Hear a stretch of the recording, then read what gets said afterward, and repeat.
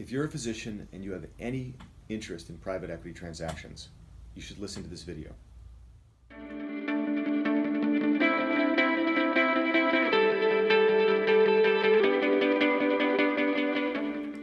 Hi, my name is Dan Frier, and I'm one of the founding partners at Frier Levitt. We're a boutique healthcare firm. We do work all over the country. Our base of operations is New Jersey and New York City, as well as Long Island.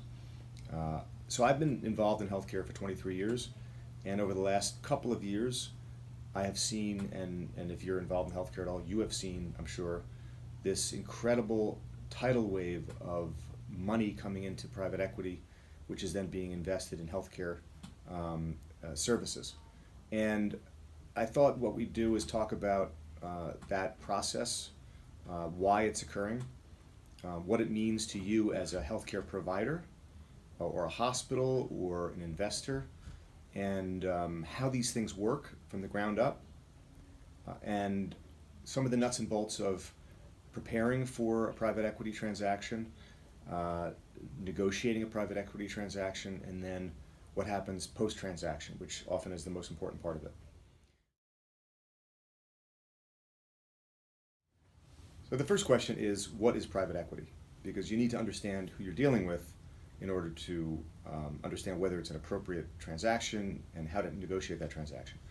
So private equity, as the name implies, is a private company as opposed to a public company that invests money on behalf of third parties, such as pension funds or unions or high net worth individuals, invests their money with typically the goal of taking a little bit more risk than, you know, a bond fund or a mutual fund, but hopefully getting higher rewards.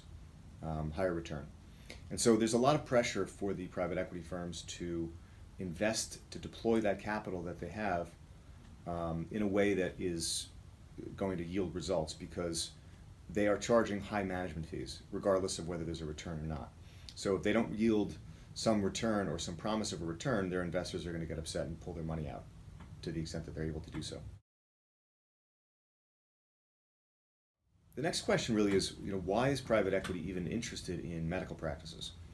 And if we harken back to the 1990s, I was first becoming a lawyer back in 1994, and I recall at that time there were a couple of companies called Frier Med Partners, which some of your older doctors will remember, that were buying up medical practices, and both those companies ended up in bankruptcy, I believe, or dissolution. They certainly weren't successful. They had to unwind all those transactions. And so it took a long time for Wall Street to become interested in medical practices again. So why are they interested? And I think there really are a couple of reasons. First of all, interest rates are very low. And most of these private equity transactions, whether they're in healthcare or not, are funded not just through the investment dollars, but also through debt. So they can be leveraged, and the return can be much higher. So with low interest rates, money being cheap, it's easy to get money that can be used to deploy into investments. But that doesn't answer the question as to why healthcare. Well, medical practices are typically incredibly inefficient. You have in a particular region, let's say, you might have 30 gastroenterology practices or 50 OBGYN practices, all of whom sort of compete with one another, all of whom have their own billing staff, have their own administrative staff, go to the payers and try to negotiate as small practices. Most of them don't have ancillary services that they can deploy because they're too small to invest in it and too small to refer to those ancillary services.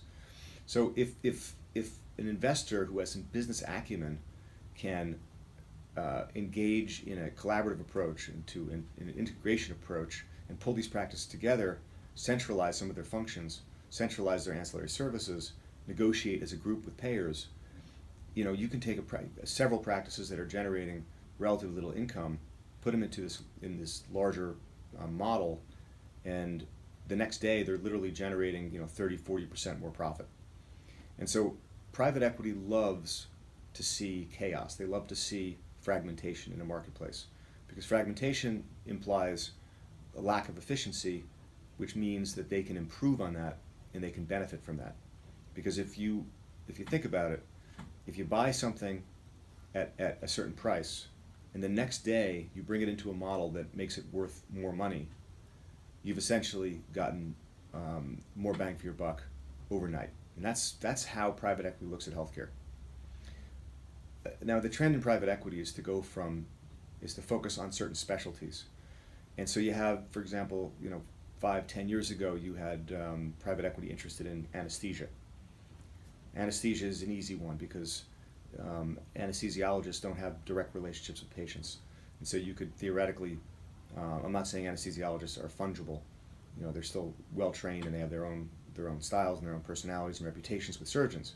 But from the patient's perspective, they don't really know they're anesthesiologists. So because of that, Wall Street kind of views anesthesia as fungible, whether it is or not. And so anesthesia became a pretty easy first target. And you've seen shifts to dermatology, OBGYN, gastroenterology, plastic surgery. I'm even seeing psychiatry in the behavioral health sector.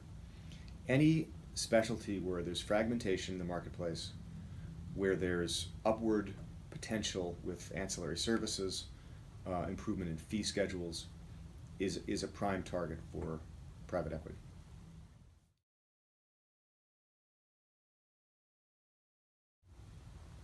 The next question is, why would a doctor consider private equity? And I'll say there's really three factors that go to that consideration: growth potential, security, and retirement possibility. So let's talk about growth. Even a very well-run large practice, let's say 50, 75, 100 physicians in a particular marketplace, even a large practice reaches a point where additional growth becomes more difficult. It becomes more difficult because as a practice accumulates groups within their geographic zone, let's say it's a small state or a region of a large state, the first practices that join tend to be kind of early adopter practices, and they have drank the Kool-Aid, they believe in the process, and they're relatively easy to bring on board without even having to necessarily buy them. They can be brought on as partners. But at some point, this platform organization has to make a decision. Does it want to just keep bringing people on as partners, or does it want to start buying those practices and making them maybe secondary partners, Class B partners, employees? If you're going to make someone an employee, it's more difficult to bring them on without actually having to pay capital for them. And this is particularly so in areas where there are a lot of hospitals and other private equity groups that are competing for the same physicians who are willing to pay money. So if you're a practice, even a 100-physician practice, and you don't have a lot of capital behind you, it's hard to compete with the local hospitals, or it's hard to compete with a large private equity group that has a couple $100 million to throw around in the marketplace. So it gets to a point where that group, essentially, its growth becomes stunted. And at that point, many groups think about getting capital from some other source. And private equity is right now a ready, available source. And there are, in many instances, private equity groups that are competing for the same practice. And so it's an opportune time to consider it. So security being the next thing. So what is private equity? We're going to get into the structure and how those deals are structured. But private equity is essentially a way in which a physician, take one physician as an example, a physician can give up some future compensation in exchange for some present value for that compensation. So it's a way for a physician to essentially de-risk future compensation. What do I mean de-risk? Well, a physician who's got another 20 or 30 years left in their career and is making a certain amount of money, if one thinks about it, is only making that amount of money if things remain the same, right? If fee schedules go down, if competition increases, if there are closed networks where the physician is cut out of it, the physician's future compensation could decline very precipitously, and quickly and rapidly. And by taking a lump sum amount up front from private equity in exchange for giving up some future compensation, and by taking that money up front as a capital gain, which we'll get into, that physician can de-risk part of their future compensation, so that they get a payment up front instead of having to wait for it. And that's a reasonable determination, as long as the numbers work out okay. And the third reason that people consider is a retirement strategy. Especially for physicians that are close to retirement. If you're within a few years of retirement, a private equity model can work very well because you're not as concerned You may be willing to give up significant future compensation for a present value payment taxed at capital gains rate that can add to your retirement portfolio. So for older physicians that near retirement, this is often viewed as a no-brainer. Whether it is or not is a different story, but it's often viewed that way, and sometimes rightfully so. Now, once you've made a decision that you're interested in private equity, the next question is, how do you identify a private equity partner? What I find is a lot of physicians identify private equity partners, in my opinion, the wrong way. They talk to a friend who lives down the street from them that knows somebody who owns a private equity fund, and that's how they get involved in learning about who's out there. Other physicians hear from other practices that have done private equity deals, and they will run to the nearest private equity firm and do a transaction with very little, negotiation back and forth between different companies. A very sophisticated, CEO of a sophisticated large medical practice can sometimes get away with that, and sometimes do very well in that situation. And I've seen that happen. But in many, many instances, I would say most instances, it makes a lot of sense to retain a business broker or investment banking firm. My firm does not do investment banking. We work with investment bankers, and I have learned that a good investment banking firm can really assist in not only picking and helping choose among the different players, but also helping negotiate some basic financial terms. In considering and using an investment banking firm to help you find a private equity group, understand this. A good investment banking firm will know a lot of different private equity players, and they will be able to introduce you to appropriate private equity players that will appreciate your business model and offer a reasonable price for it. They will also help you negotiate the financial terms because they have experience doing that.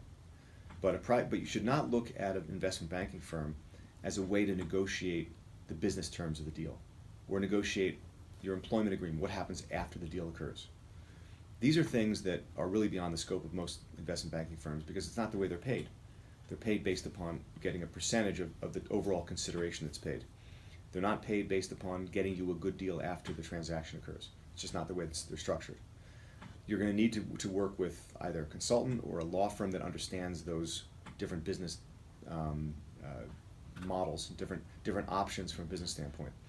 And my recommendation is before you even consider private equity or going out into the marketplace, you should really have a list of the things that you want in a private equity deal, more than just financial issues. It's easy to get pulled into, well, they're willing to pay a large multiple, so we're going to go with them. And then you find out after you're deep into the transaction that they want a structure that has nothing to do with what you want as a practice.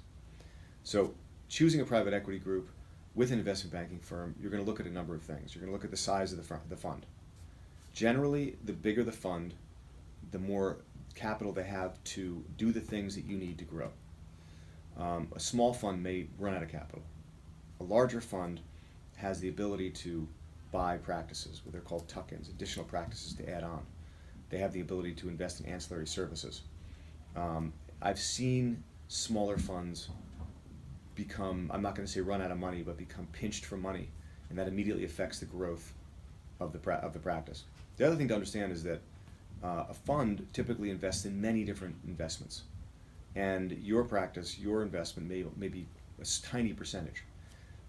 The moment that the private equity fund believes that their money is better spent deployed in one of their other portfolio investments, they're less incentivized to continue your growth. Now, if they have more money, more capital, and they're willing to agree to deploy a certain amount of capital to your investment, that can protect you from that sort of a thing.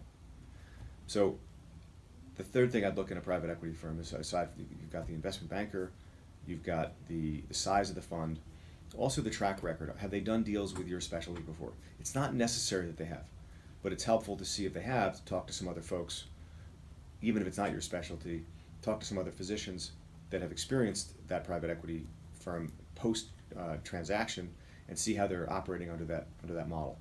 I would suggest visiting them. I would suggest physically going to their location and seeing how they operate.